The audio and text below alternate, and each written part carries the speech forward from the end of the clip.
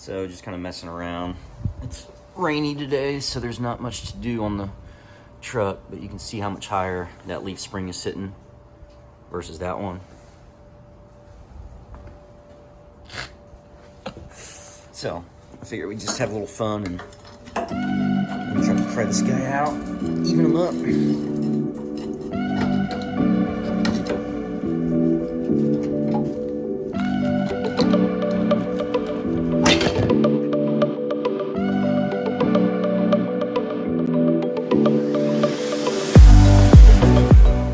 There you go, that's much better.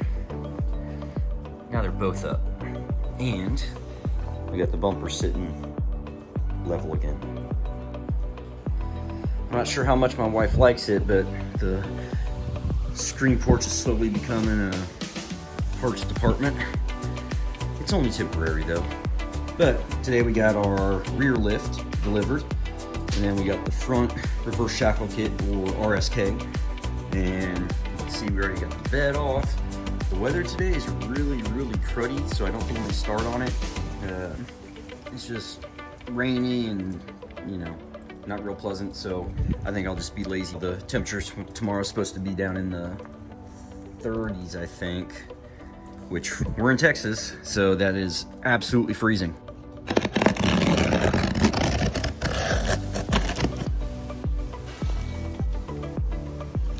Holy shit, those were substantial.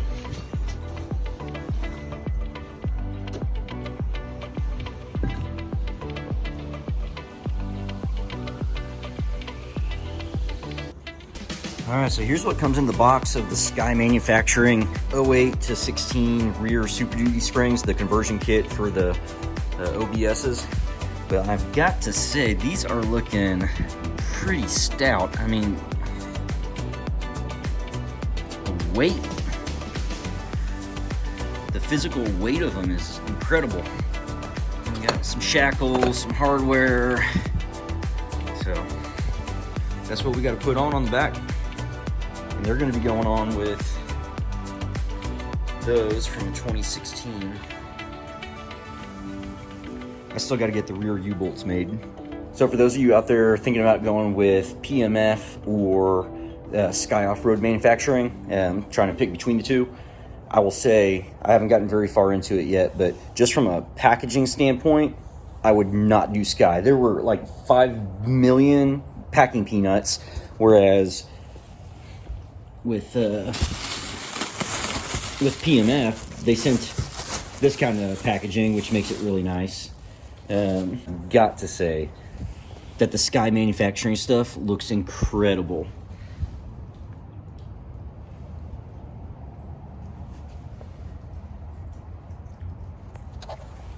I haven't gone through the PMF stuff yet, but I'm sure that stuff's really good also. I had some PMF parts on my one of my old Super Duties, my 04, and that stuff was top notch, and that was like 5 or 6 years ago. So anyways, from a packaging standpoint, I would go with PMF so far. This isn't even all of it. We still have some truck springs outside. I still need to order the front shocks. I need to order the front springs. I need the rear U-bolts. And there's something else. What was it? I need to order the wheels. That might be about it. But anyways, the point is, we got a lot of stuff to do. All right, this morning we're gonna go ahead and pull off the front fuel tank. It doesn't work anyways. I'm thinking about doing that 38-gallon tank mod and just doing one big tank in the rear. I think it's pretty much the same size, it's just it's a little bit deeper. But for now, we're gonna go ahead and get rid of this guy, pull it off. As far as actually pulling it off, it looks like they're just these two bolts that go down to little straps that hang down underneath. So we'll undo those two. First we'll unhook the actual pump and sending unit. And then same with this. This will come with it, and disconnect these fuel lines. So it should be fairly straightforward. While I'm at it, I'm gonna go ahead and get rid of the, this was the old support for the exhaust system. So we'll get rid of this guy, kind of just clean it up a little bit. I have no need for it, so I'll probably just throw this guy in the trash when I'm done, but it'll actually be pretty clean looking back here, and then we can get to using the wire wheel. I was just looking at it just for S&Gs, but I wish y'all could ride in this thing right now. It rides so awful. It already rode horrible, but believe it or not, we were able to make it even worse because now it's riding on the overloads, and there may as well not be suspension back here. And I'm pretty sure that these shocks are the original from 1996. So we're on our way to a big improvement in ride quality.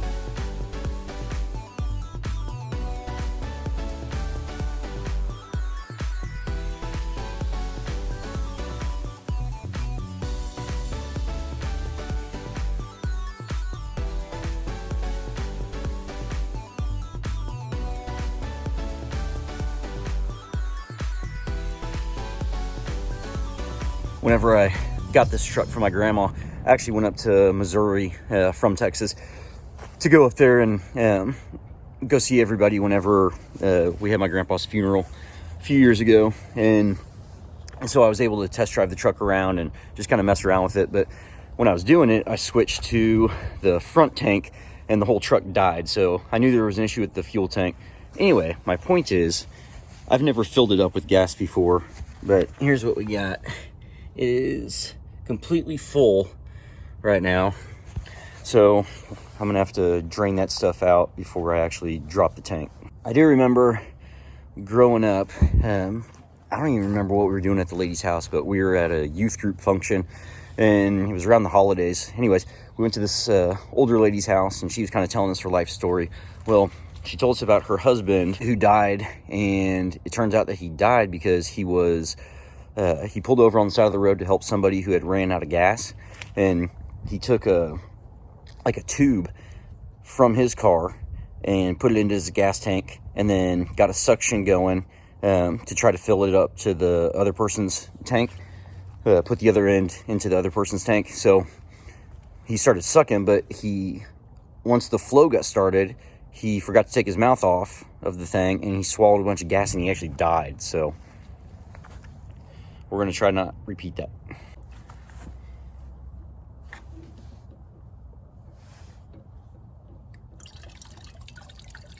I cannot believe that actually worked.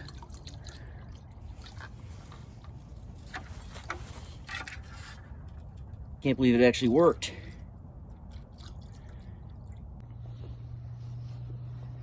I do some pretty stupid stuff sometimes, but this has got to be one of my better plays.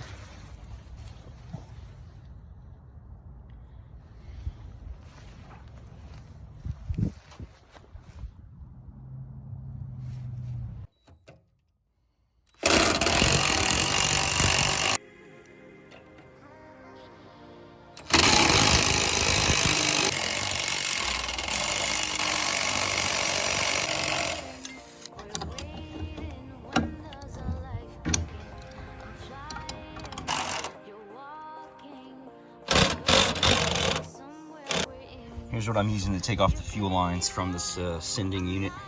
I'm not sure which size it is, but we'll find out. I think you can see down in there that well, but we still have a little bit of gas. It's maybe to about right here or so. I think I'm just gonna go ahead and send it.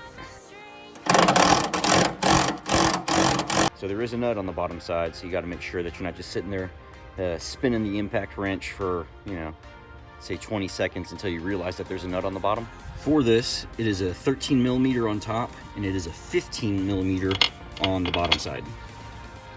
For this next part, where we're actually dropping it, right now it's just being held on by this one bolt, or this one strap, but for this next part, I'm just gonna let it drop down to the ground. So I'm gonna go ahead and, God, I gotta quit saying go ahead. Saying go ahead way too often. I can edit it out, but just as a general in-life goal, I need to quit saying go ahead. Okay, so now we'll go ahead. Just kidding. I did that on purpose. We will get these plugged up. Let's drop this thing. Get this over so it's not all cattywampus and just fall straight. I might need two hands.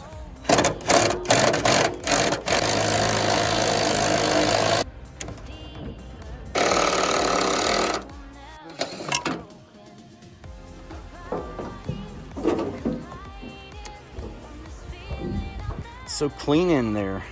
Not physically clean, but just not a lot of stuff in there going on. I got that bolt taken out from the bed that wasn't wanting to come out. I need to go to the parts store and go grab a fuel line disconnect. The ones that I have weren't deep enough to be able to get all the way back in there to unlock those little crimps or whatever they are. So got to go pick that up. Went to Napa, grabbed a fuel line disconnect. I'm going into business and starting a company that only makes fuel line disconnects because this little piece of junk metal costs $24. And people apparently pay that. So I got that stupid little tool that we talked about yesterday that cost way too much. Now it's the next day and I'm gonna go ahead, gosh, I gotta stop saying that. So it's the next day and what we're gonna do is bleed off the pressure on the fuel system. It's been sitting, but basically air intake, then you got this little fuel rail. You're just gonna, I may need to, all right. It's got a little Schrader valve. So we'll take some channel locks or pliers or whatever you got laying around and pop that cap off. And then you're just gonna, just like a tire, you can bleed pressure off of it just by pushing down in the center of that Schrader valve. So we'll do that. Round two, we're gonna try some surgical grade tweezers. Lindsay, if you're watching this, I don't know where they came from. Figured I'd just test this out real quick and kind of see what we're working with, how well it'll clean up.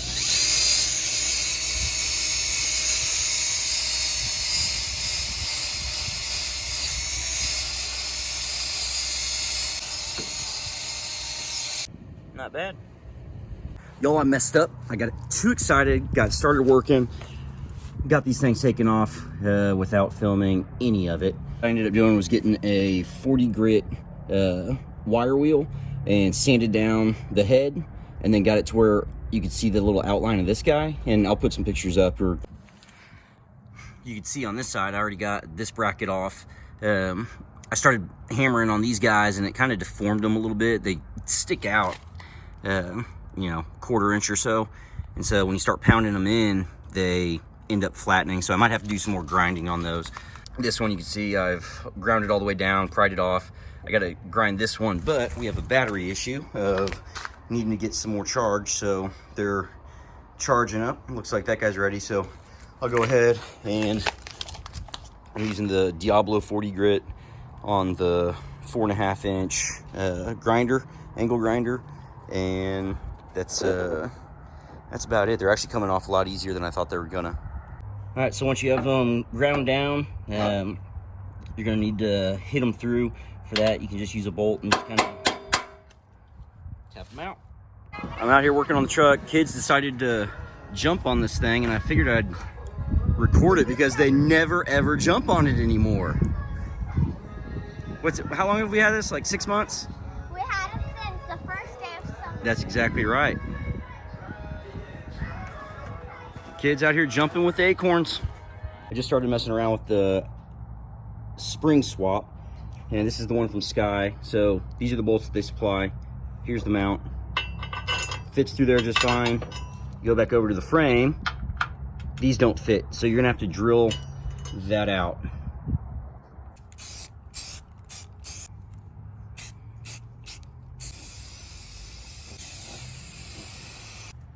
Looks like we got the FedEx guy showing up, delivering the springs.